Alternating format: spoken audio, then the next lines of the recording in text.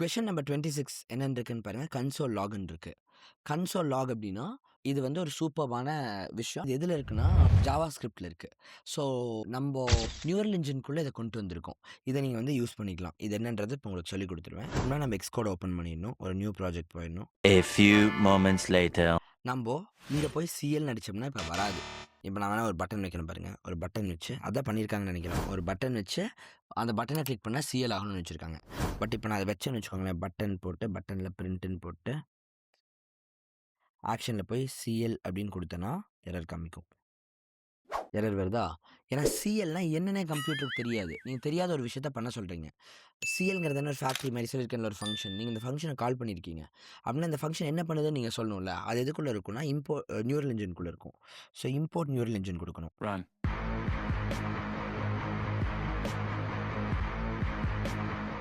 இப்ப எரர் போயிருச்சா? ஏன்னா neural என்ஜின்குள்ள CL இருக்கு. ஆனா இங்க எரர் வந்துருச்சு. ஏன்னா நியூரல் என்ஜினே உள்ள இல்லையே. ஸோ நம்ம நியூரல் என்ஜின இப்ப வந்து உள்ள கொண்டு வரணும். அதுக்கு எப்படி பண்றதுன்னு தெரியும்ல? வந்து இப்ப நான் என்ன உங்கள்ட்ட சொல்றது? போன இதுல சொல்லிக் குடுத்தேன்ல. இதுக்குள்ள போயிட்டு, ப்ராஜெக்ட்க்குள்ள போயிட்டு, பேக்கேஜ் டிபெண்டன்சிஸ் போயிட்டு, ஆட் குடுத்துட்டு, நீங்க நியூரல் என்ஜின் ஆட் பண்ணணும். வந்துருச்சா நம்ம நியூரல் என்ஜின்? நம்ம அங்க குடுத்துருக்கிறதெல்லாம் இங்க எடுத்துருச்சு பார்த்தீங்களா? ஸோ இது GitHubல குடுத்தா மட்டும் தான் வரும். வேற எங்கேயாவது குடுத்தீங்கன்னா இந்த மாரிலாம் வராது. ஓகே. இப்ப ஆட் பேக்கேஜ் குடுத்துருவோம். ஓகே. நியூரல் என்ஜின் ஆட் ஆயிடுச்சு. இந்த சிஎல் ஏன் ஸ்பெஷல் தெரியுமா? சாரி எனக்கு தெரியாது. இதுவரைக்கும் நீங்க ரன் பண்ணி பார்த்த எல்லாமே, இந்த ஃபோனுக்குள்ள தான் அவுட்புட் வரும். இப்ப ஃபோனுக்கு வெளியில வரும் பாருங்க. இந்த பட்டன நான் கிளிக் பண்றப்போ, இங்க வருது பார்த்தீங்களா?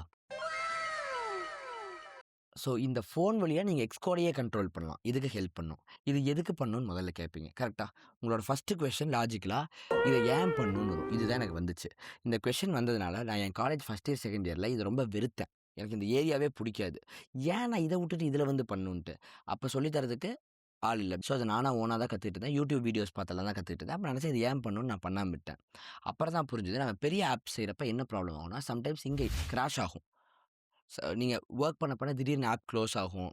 அந்த மாரி சில ப்ராப்ளம்ஸ் வரும். ஏன் எரர் வருதுன்னு தெரியாது. அத நீங்க இங்க டிஸ்ப்ளே பண்ணி பார்க்க முடியாது. ஏன்னா அதுக்கு ஒரு டெக்ஸ்ட்டோ ஏதோ ஒண்ணு வைக்கணும். அதுக்கு உட்காந்து வொர்க் பண்ணிட்டுருக்கணும். நீங்க அதுக்கு பதிலா சிஎல் போட்டீங்கன்னா, நேரா உங்களுக்கு இங்க வந்துரும். இது ஈஸியா போயிரும். டக்குன்னு மானிட்டர் பண்ணிக்கலாம். இந்த சிஎல் வந்து உங்களோட சீனியர்ஸ் எந்த அளவுக்கு சூப்பரா பண்ணியிருக்காங்கன்னா, குயிக் பிரிண்ட்ன்னு அதுவே ஒரு டேகும் குடுத்துக்கும். எந்த ஃபைல்ல இப்ப நீங்க பண்ணியிருக்கிறது கன்டென்ட் வியூ டாட் ஸ்விஃப்ட்ங்கிற ஃபைல்ல.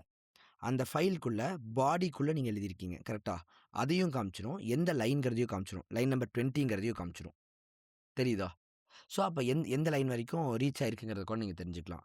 நீங்க இன்னும் இதையும் போடாம இருக்கலாம். இதையே நீங்க போடாம பண்ணீங்கன்னா என்ன தெரியுமா ஆகும்? வெறும் சும்மா சிஎல் மட்டும் குடுத்தீங்கன்னா என்ன தெரியுமா ஆகும்? இப்போ ரீச் லைன் 20ன்னு அது ஆட்டோமேட்டிக்கா வந்துரும்.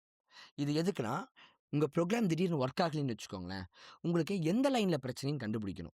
இந்த லைன்ல பிரச்சனை, இந்த லைன்ல பிரச்சனை, இந்த லைன்ல பிரச்சனைன்னு. அப்போ அங்கங்க சிஎல்னு போட்டு வச்சுட்டீங்கன்னா, அதுவே வந்து reach line 20, reach line 25, reach line 26 வந்துச்சுன்னா, எங்க ப்ராப்ளம் அப்படிங்கிறத அதுவே சொல்லிரும்.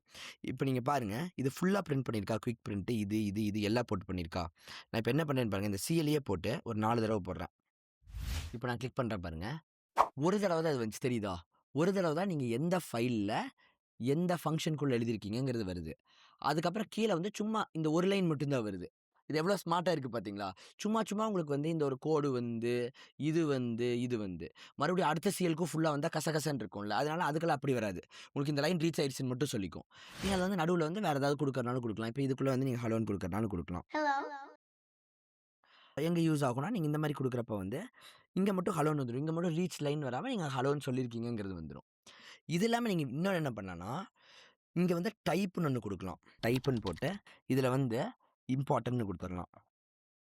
இந்த மாரி நீங்க என்ன வேணாலும் குடுக்கலாம். உங்க நேம் கூட அங்க குடுத்துக்கலாம். இப்ப பண்ணீங்கன்னா, இப்ப உங்களுக்கு வந்து இதெல்லாம் எதுக்குள்ள போயிரும்னா, இம்பார்ட்டன்ட்ங்கிறதுக்குள்ள வந்துரும். ஓகேவா? இப்ப உங்களுக்கு என்ன ஆயிருக்குன்னு சொல்றேன் பாருங்க. ரீச் லைன் 20யும், லைன் 21ம் அப்படியே வந்துருச்சு. லைன் 22ங்கிறது குயிக் பிரிண்ட்ல இல்ல. முதல்ல இதுவரைக்கும் குயிக் பிரிண்ட்ல அவசரத்துக்கு பண்றதுக்கு போட்டுக்கிட்டோம். இப்போ வந்து இம்பார்ட்டன்ட் வந்துருச்சு. ஸோ இதோட கான்செப்ட்டே வேறங்கிறனால இது மறுபடியும் ஃபுல்லா புதுசா எல்லாத்துக்கும் பிரிண்ட் பண்ணிருச்சு. அதுக்கப்புறம் வந்து ரீச் லைன் 23ன்னு வந்துருச்சு. ஓகே. இதுல இன்னொரு பெரிய பெனிஃபிட் என்ன தெரியுமா? இந்த மாரி 1,00,000 சிஎல் வரப்போ உங்களுக்கு ஒரு சிஎல தேடி கண்டுபிடிக்க முடியாதுல்ல.